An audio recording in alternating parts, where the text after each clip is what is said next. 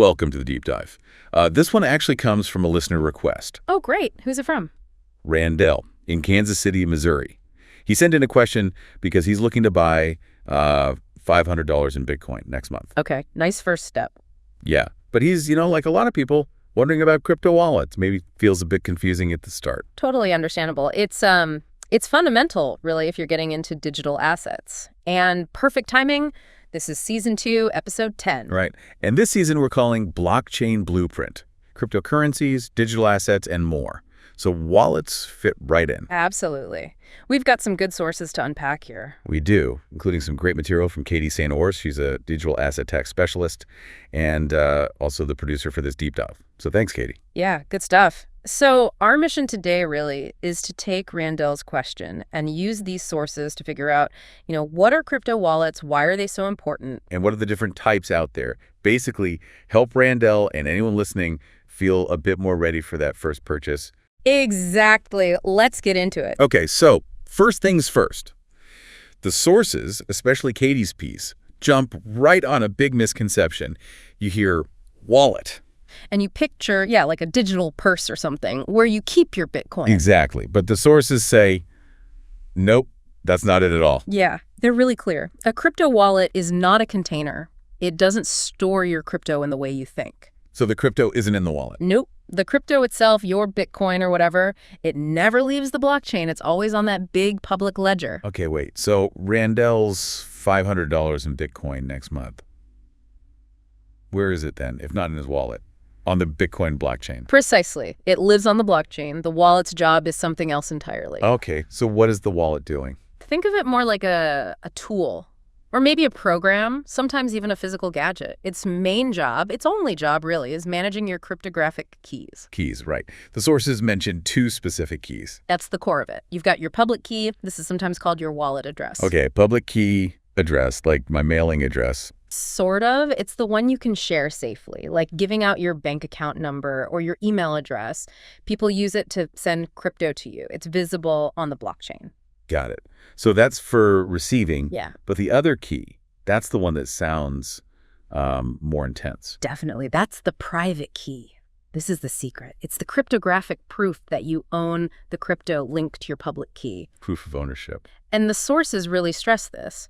Whoever has the private key controls the crypto. Full stop. Whoa. Okay, so if I lose my private key. Your funds are gone. Forever. There's no bank to call, no password reset. It's gone. And if someone else gets it. They can take everything. Sharing your private key is like handing over the keys to your house and the PIN to your bank card. You just don't do it. Right. So the wallet manages these incredibly important keys.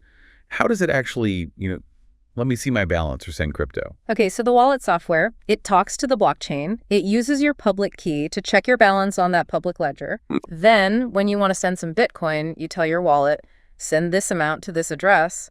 The wallet takes that instruction. And uses the private key. Exactly. It uses your private key to create a unique digital signature for that specific transaction. That signature proves to the whole network, yes, the owner of these coins authorizes this. And then sends it off to the blockchain. Yep, broadcasts it for confirmation. So the wallet is your key manager and your secure interface to the blockchain, not storage. That distinction feels huge. Okay, now the sources talk about a major split in wallet types. Yeah, the big divide. Hot versus cold. Hot and cold sounds like temperature? Yeah, kinda. It's all about internet connection. Hot wallets are connected to the internet, at least when you're using them. And cold wallets are specifically designed to keep your keys offline, not connected. Trade in your boring job for a brilliant career using Adobe Creative Cloud. Start learning now with the free trial link in the description. And the main reason for this difference, as the sources point out, comes down to one word: security. Offline equals safer from online threats. That's the idea. Hackers, malware, they live online. Keeping keys offline is a major security advantage. Makes sense. Let's talk hot wallets first. Sources say they're convenient, but maybe need some caution. Definitely convenient. The main types discussed are software wallets and web wallets. Software wallets. Things I install on my computer or phone. Exactly. You've got desktop wallets installed right on your computer. You get pretty good control, but their security depends heavily on how secure your computer is. So if my computer gets a virus, that could be a problem for your wallet, yeah. Then there are mobile wallets apps on your smartphone. Super handy for on-the-go stuff, paying for things, often use QR codes. Okay, apps. What about web wallets? Access through a browser? Correct. Through Chrome, Firefox, whatever. And here, the sources make a really critical distinction, especially for Randall starting out. Which is? Custodial versus non-custodial. Okay, custodial first. The sources mentioned exchange wallets here, like from Coinbase or Binance. Yes. And this is super important for that first buy. When you buy crypto on an exchange and just leave it there in their provided wallet, it's incredibly easy. But you don't actually hold your private keys. The exchange does. They have custody. So what that's saying? Not your keys, not your coins. The sources highlight that. You're trusting the exchange's security, their solvency, their rules. It's convenient for trading, absolutely, but it's not true self-ownership. Right. You're relying on them. Yeah. Okay, so that's custodial. What about non-custodial web wallets? The sources mention MetaMask. Right. These also run in your browser, often as an extension, but the key difference is you control the private keys. The software helps you manage them, but they're yours. So still online, still a hot wallet, but I have the keys. Exactly. You get self-custody combined with web convenience. And these are pretty much essential if you want to interact with decentralized finance or NFTs, dApps, all that Web3 stuff. Because those platforms need you to connect your wallet, the one you control. Precisely. They need you to sign transactions with your private key. Now, because they are online, they're still vulnerable to things like phishing scams trying to trick you or browser malware. Still need to be careful. Okay, so hot wallets, convenient, good for interacting, but keys are potentially exposed online. Be vigilant. You got it. Which brings us naturally to the alternative, cold wallets.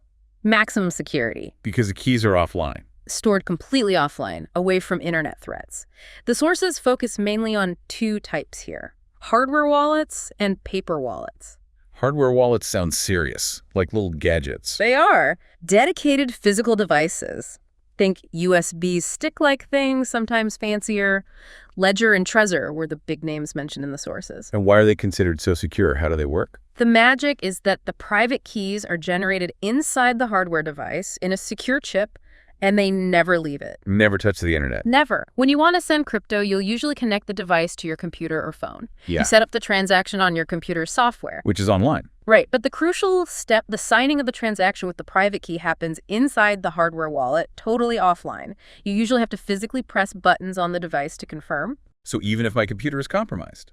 The private key itself isn't exposed. It stays safe within the hardware. That's why the sources strongly recommend them for holding larger amounts or for long-term storage. Did the sources mention specific models people might look at? They did. For Ledger, they mentioned the Nano X, Nano S Plus, and the newer stacks, known for wide coin support and their Ledger Live app. Okay. And Trezor? Trezor was highlighted as a pioneer, big focus on open source code and security audits. Models like the Model T, Model 1, and the Safe 3 were mentioned, using their Trezor Suite software, both presented as top-tier choices for security. Gotcha. What about paper wallets? Just printing the keys? Yeah, essentially generating your keys offline and printing the public and private key, maybe as QR codes, onto a piece of paper. Sounds simple, secure because it's offline. Technically, yes. Yeah. If you store that paper perfectly laminated, fireproof safe, etc., it's offline. But I sense a but coming. A big but. The sources point out major practical issues. Paper is fragile, damage it, lose it, it fades. And critically, when you need to use the crypto, you have to somehow get that private key off the paper and into a digital format. Which means typing it in, potentially exposing it. Exactly. Yeah. It's error-prone and negates the offline security at the point of use. Generally, hardware wallets are seen as much more user-friendly and robust for cold storage these days. Okay, so hardware wallets seem like the way to go for serious cold storage. Now, regardless of hot or cold, custodial or non-custodial, there was one security thing the sources absolutely hammered home. Oh, yeah. The seed phrase, also called a recovery phrase or mnemonic phrases. The list of words. That's the one. Usually 12 or 24 words. When you create most non-custodial wallets, software, hardware, some web ones, you'll be given this list. And this is like the master backup. It's everything. Think of it as the ultimate master key. It can be used to regenerate all your private keys and access all your funds associated with that wallet if your device is lost, stolen, broken, or if you forget your password. So losing the device isn't the catastrophe. Losing the seed phrase is. Precisely. This phrase is your only recovery method in most cases. So you absolutely must write it down. Write it down carefully. Check it. Store it somewhere incredibly safe, physically safe, and offline. Not on your computer, not in the cloud, not a photo on your phone. Absolutely not. Treat it like bearer bonds or the deed to your house, maybe even more carefully. Anyone who finds it can take your crypto. That responsibility is... Trade in your boring job for a brilliant career using Adobe Creative Cloud. Start learning now with the free trial link in the description. What other basic security hygiene did the sources mention? The usual suspects, but always worth repeating. Never ever share your private key or your seed phrase. Use strong, unique passwords for exchanges. Enable two-factor authentication 2FA everywhere you can. Be paranoid about phishing. Extremely. Fake emails, fake websites, direct messages asking for help or offering deals. Always be skeptical if they ask for keys or phrases. Keep your wallet software updated. And, like we said, consider a hardware wallet if your holdings become significant. The sources also briefly mentioned transaction fees, gas fees. Right, just the cost of using the network. You pay a small fee to miners or validators to process your transaction on the blockchain. Varies with demand. And this all ties back to that idea of decentralization. It really does.